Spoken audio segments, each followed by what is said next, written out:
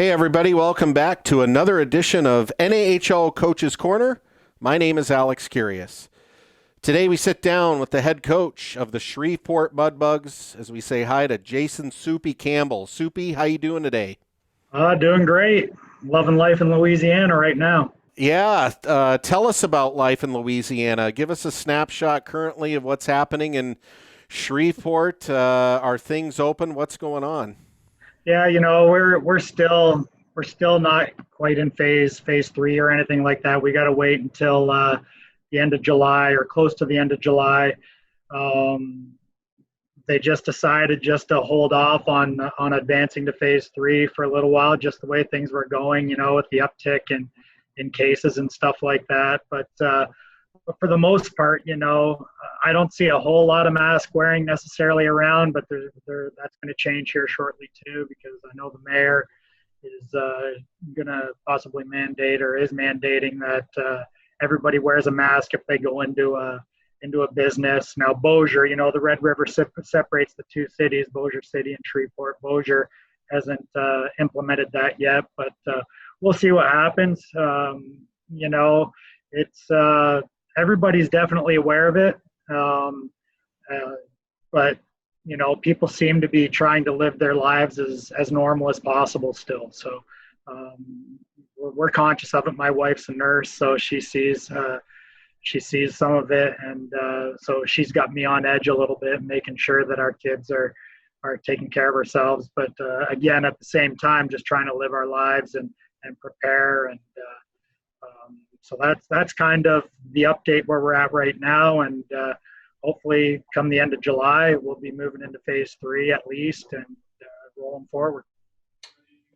Let's rewind the clock a little bit. I know it had to be a little bit disappointing for you guys because you were set to go to the Robertson Cup playoffs. You had a really good competitive team there in Shreveport again.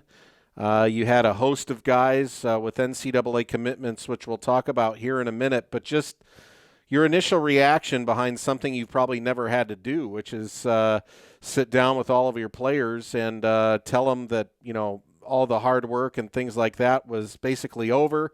Say goodbye to your 1999s and players that were aging out, and just ultimately end the season a lot earlier than you wanted to.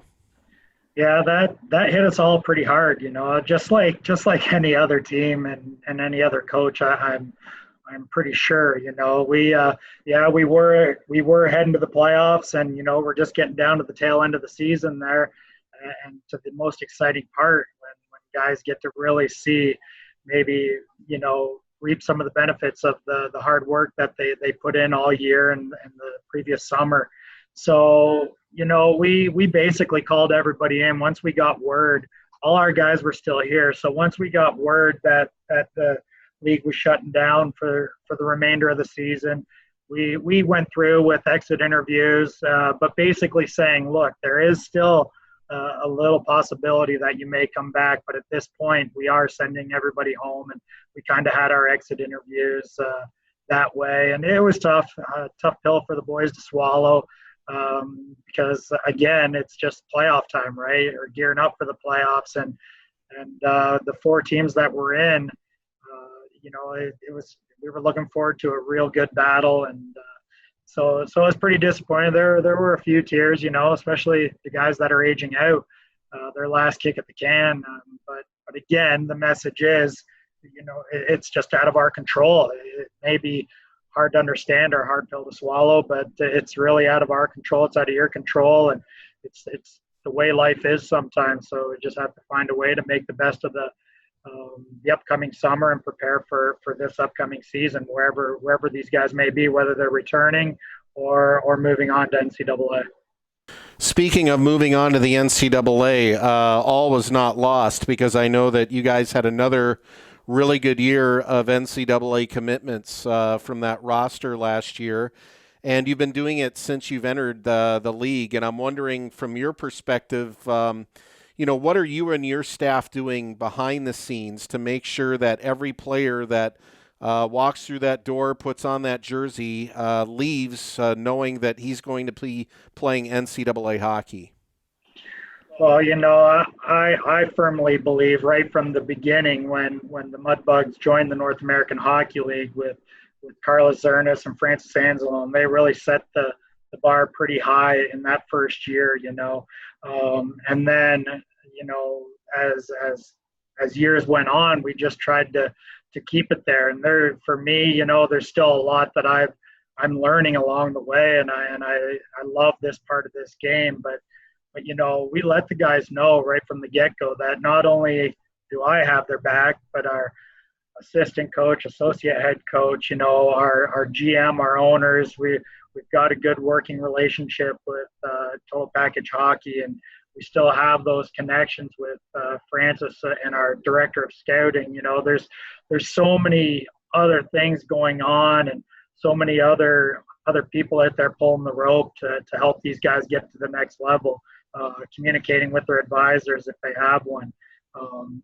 Just making sure that guys understand that it's just not the games where they earn that opportunity. And sometimes that's hard for them to understand depending on what their background is. They've got to understand that it's more than just performing game time.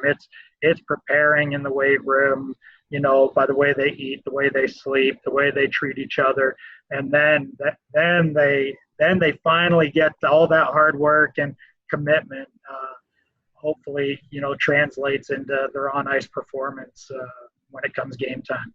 So we practice a lot more than we play. So guys can really hone their skills and their work ethic and everything they need to do to be successful during those times. And hopefully the games are just the part of it where they're really able to execute on what they've been working so hard to do. And then they get noticed, and then it's all of our jobs too. And our guys actually take a lot of responsibility too. We tell them, we're going to do what we can, but don't be afraid to reach out and find out what teams are interested in, if what they're looking for. Just they got to pull their own rope as well. So we all take a responsibility in moving them on. And up to this point, we've done pretty good, but I still feel like I've got to get better, and we've all got to get better, and we got to keep growing and keep moving guys on. Okay, so nose to the grindstone here. You got an early jump on the 2021 season. You had the chance to participate in the new supplemental draft, which was basically 3 draft picks for you guys, trying to earmark some players that were going to be hopefully a part of your team this upcoming season. You've got some tryout camps coming up.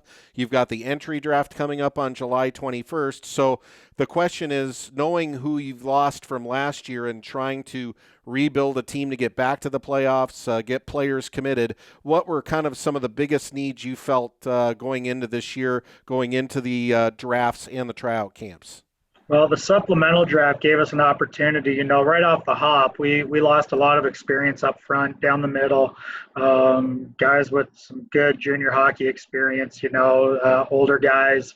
So we lost a lot of those guys. So initially we were thinking, okay, it's a good opportunity for us to find a forward or two, depending on how it went. But we also lost 3 quality defensemen with a lot of good junior experience as well, 2 goaltenders, so we have some holes to fill. So we ended up getting 2 forwards and a D-man out of it, and we're really excited about those guys. Now whether they end up in Shreveport or not is the next question, but we're excited about the 2 forwards that we drafted.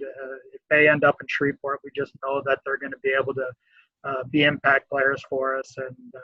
And then the D-man, the same thing, if he ends up in Shreveport, then we've got a role for him, and we'd be excited to have him. And that's those guys can just bring a lot more depth to what we lost. The experience, you guys see it all the time too. It's amazing, after one guy plays junior hockey for 1 year, whenever they come back and they have that experience, the way they've improved is tremendous. So we're happy with the supplemental draft, and if we get them, we're going to be very fortunate and would love to have them. But But now it's again still trying to fill some of those holes. We tendered two younger goalies, and we're happy with those guys right now. So, but we'll see what happens in July with this draft too. It all depends. So much can change between now and then, as far as like just guys and where they want to be, and as far as guys that are available to be drafted. I mean, so we're going to definitely be looking to fill some more holes and have a real competitive training camp. Lastly, now that you've been doing this a couple of years as a head coach for the Mudbugs, wonder if you could just look back on the last couple of years and remark about maybe the one or two things that you really like best about being a head coach in this league. I love the age group. Number one, I love the age group, and I love the fact that working with these guys every day, their personalities, they keep me on my toes as well, and they're just a pleasure and a joy to work with because they're actually serious about the game. We are, myself and our team, we work with youth hockey players here too, and that's all part of it. But once you get to this level, they're here because they're serious about it. And that's what I love about it. And like I mentioned just a minute ago, I love the fact you get a guy that hasn't played junior hockey before, and he comes in and he earns a spot on the team. And then you just get to watch these guys grow on and off the ice.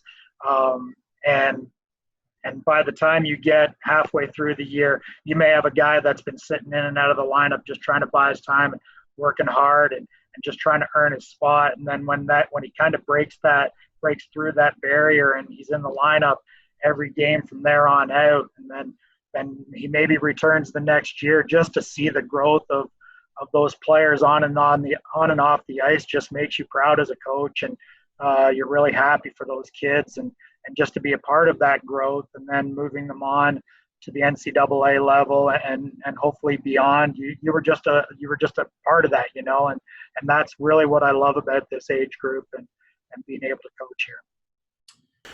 Well, Soupy, again, congrats on a great year. We were looking forward to that South Division playoffs. I know it would have been a doozy with those four teams, but we'll have to put it on pause and hopefully see it again in 2021. Best wishes to you, your family, the people of Bossier Shreveport, the Mudbugs fans. Hopefully all you guys stay safe, and we'll see you hopefully on the ice in September. Sounds good. Appreciate you, Alex. You guys take care. Stay safe. Thank you. That's Jason Soupy Campbell, head coach of the Shreveport Mudbugs, here on another edition of NAHL Coaches Corner.